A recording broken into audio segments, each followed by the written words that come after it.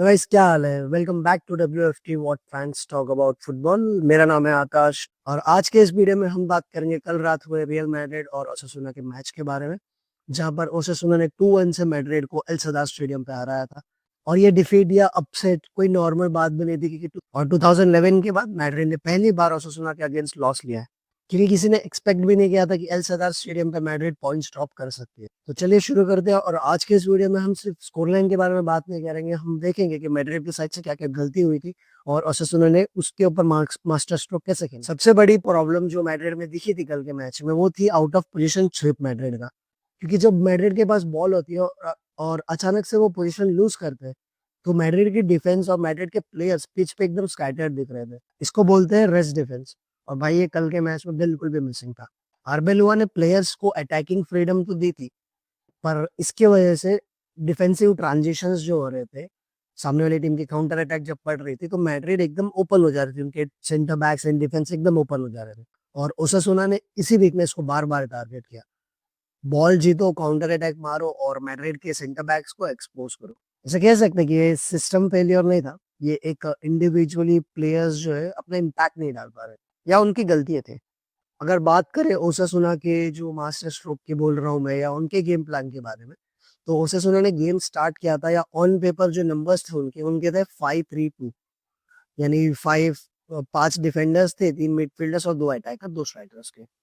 But जब काफी moments में गेम के जो सेंट्रली डिफेंडर्स जो थे उनके उन लोग अच्छे हो जा रहे थे, मतलब बैक एट 6 खेल रही थी ओसासुना बहुत सारे टाइम पे। उनका मिशन सिर्फ क्लियर था कि जो जोन 14 होता है, मतलब जो पेनल्टी बॉक्स के आगे जो एरिया होता है, उसको बिल्कुल भी ब्लॉक कर देना और मैड्रिड को वहां से चांस नहीं देना गोल स्कोर का। तो इसकी वजह से क्या हो गया, आर्दा गुलर और एम्बापे को स्पेसेस नहीं मिल रहे थे, उनका रिदम सेट नहीं हो पा रहा था, वो वहां से गेम मतलब गेम चला नहीं पा रहे थे। हर अटैक पे ओसासुना अपना एक क्रिएटिव वॉल बना लेती थी और मैड्रिड के अटैकिंग प्लेयर्स को मतलब या तो फिर स्पेस को भी ऑक्सीजन नहीं देते थे। हाँ, मैच का टर्निंग पॉइंट आता है फर्स्ट हाफ में जब ओसासुना को पेनल्टी दिया जाता है। एक बुदमिर का रन आता है और कुर्तुआ का कि क्लियरेंस आता है जिसमें एक हल्का कांटेक्ट होता है। बट फर्स्ट इंस्टेंस पे ऐसा लग रहा था कि बुदमिर का एक इंटेंशनल डाइव था। बट जब वीआर चेक होता है तो बताता है कि एकदम लेजिट टच था हल्का सा, जिसकी वजह से ओसासुना को पेनल्टी मिलता है। और वो पेनल्टी भी बुदमिर लेते हैं और एकदम कामली फिनिश करते हैं। सो बाय डूइंग दिस कि ओसासुना पर 1-0 upon Madrid in the first half. कोतवा ने कुछ वर्ल्ड क्लास सेव्स भी किए हैं, बट कल के मैड्रिड के डिफेंस ने उनको बहुत टाइम अकेला छोड़ा है कि उनको अकेला फेस करना पड़ रहा था जो ओसासुना के अटैकर्स थे। सेकेंड हाफ में फिर वही मैड्रिड ने थोड़ा कैरेक्टर दिखाया, विनिशियस का एक गोल आता है इजी टैप इन वाला, जो बट वो गोल का क्रिएटिविटी की बात करें तो फेडी वैल्वर्डे जो थे उन्होंने रन स्टार्ट किया था, पूरा पिच कवर किया, बॉल कैरी किया, प्रेशर बनाया अपोनेंट्स पे, और उनका असिस्ट आता है विनिशियस का टैप इन इजीली। बट यही बात है कि यहाँ पर ये चीज हो जाता है कि जब फेडी वैल्वर्डे इतना अच्छा खेल रहे हैं तो बट एक शॉकिंग मोमेंट आता है 75th मिनट में, उनको सब आउट किया जाता है।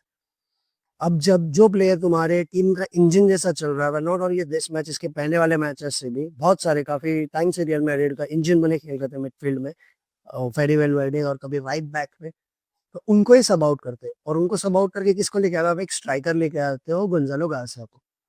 अब एम्बापे का गेम तो कल उतना अच्छा नहीं था कि तुम उनको सब आउट करके गोंजालो गार्सिया पे लेके आ सकते थे। बट स्टिल तुम में भी कि क्या है, कुछ रूल्स ही है मैड्रिड में कि यू कांट सब आउट एम्बापे। एम्बापे और विनीशियस, और कल के मैच में इतने सारे मूवमेंट्स थे जब विनीशियस एम्बापे को बार बार बोल रहे थे कि भाई तू बॉक्स में खेल, क्योंकि एम्बापे क्या कर रहे थे, वो लेफ्ट हैंड साइड थोड़े टिल्ट हो जा रहे थे, या तो मिडफील्ड में ड्रॉप डाउन करके भाई डिफेंस कर रहा है, अटैकिंग इसमें हेल्प कर रहा है, वो सब चीजें भाई। But you are a striker, you have to be in penalty box. इतने ज्यादा मूवमेंट्स थे मैच में कि जब ओसासुना के प्लेयर्स भाई किसी को डिफेंड ही नहीं कर रहे, मतलब बॉक्स में अपने फॉर्मेशन के हिसाब से खड़े, चार लोग, उनके आजू बाजू में मैड्रिड का एक भी प्लेयर नहीं दिख रहा है। ऐसा अटैक हो रहा था कल मैड्रिड का। विनीशियस बहुत बार एम्बापे को बोल रहे थे कि जाओ जाओ, बट अभी यही बात है कि आर्बेलोआ ने एम्बापे को सब आउट नहीं किया, गोंजालो गार्सिया को डाला, और डाला भी किसकी जगह पे, फेडी वैल्वर्डे, जो कि कल के मैच में एकदम अच्छा परफॉर्मेंस दे रहे थे राइट साइड से। और गोंजालो को ऐसा था कि भाई तेरे को जो भी करना है, तेरे को जो भी गेम खेलना है, तेरे को स्ट्राइकिंग अटैकिंग करना है, तू मेरे को राइट मिड से करके दे, क्योंकि मैं एम्बापे को हटा के तेरे को वहां नहीं खिला सकता हूँ। वो 1-0 ये 1-1 जो हो गया था विनीसियस के टाइपिंग के बाद, तो ऐसा तो लग रहा था कि मैड्रिड गेम में आ गई है, कि मैड्रिड तो कमबैक इजीली कर लेगी। तो ऐसे सब चीजें लग रही थी कि गेम मैड्रिड के फेवर में भी चल रही थी। बट जब एक और गोल चाहिए था इंटेंसिटी तो तभी आता है फेडी वैल्वेर्डे का सब out, which is not that much of logical. बस अगर आप तुम एज्यूम कर सकते हो कि क्यों हुआ होगा, तो वही सब चीजें जो मैंने बताया उसकी वजह से हुआ हो सकता है। और बात ये भी थी कि जो एम्बाप्पे था वो 100% फिट नहीं, तो उसकी वजह से उसका परफॉर्मेंस ऐसा आ रहा है करके बोलते, बट जब बंदा 100% फिट ही नहीं है तो तुम उसको पूरे 90 मिनट्स कैसे खिला रहे हो? ये जो डिसीजन था ये भाई बिल्कुल भी लॉजिकल और एकदम हमारे दिमाग के परे था। और मैच ऑलमोस्ट ड्रॉ में खत्म हो ही रहा था, तभी आता है 89th मिनट में राहुल गार्सिया का कि रन आता है, बॉल रिसीव करते हैं और मैड्रिड के डिफेंडर राउल असेंसियो को डॉच करके एकदम क्लिनिकल फिनिश में इसके सामने मैड्रिड के डिफेंडर्स बस देखते रह जाते हैं। ना ही कोई ब्लॉक कर रहा है, ना ही कोई प्रेशर डाल रहा है, ना ही कोई कवर कर रहा है।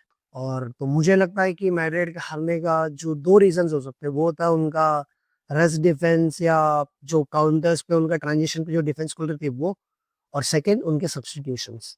अब दो ही क्वेश्चन आते हैं कि क्या मैड्रिड को अपने जो एग्रेसिव स्टाइल ऑफ अटैकिंग है उसको थोड़ा कंट्रोल करना चाहिए, या फिर यही रिस्क लेके खेलते रहना पड़ेगा। कमेंट में तुम्हारा वर्डिक्ट बता देना।